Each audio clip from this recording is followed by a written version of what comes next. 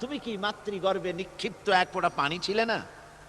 সুম্মা কানা আলাকাতান ফাখালাকা ফাসাওয়া, এরপরে তোমাকে মাংসপিণ্ডে, জমাট রক্তে মাংসপিণ্ডে পরিণত করা হলো। এরপরে তোমাকে সুন্দর করে তোমাকে সুগঠিত করা হলো।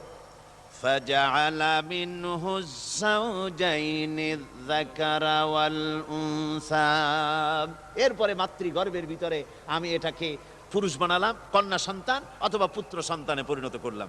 এইটা যে পেরেছে, যিনি পেরেছেন, আলাইসা যালিকা বিকাদিরিন আলা আইয়ুহিয়াল মাউতা, সে আল্লাহর পক্ষে কি সম্ভব নয় যে তোমার মৃত্যুর পরে তিনি আবার জিন্দা করতে পারবেন? কি বলবেন, কি বলেন, সম্ভব না?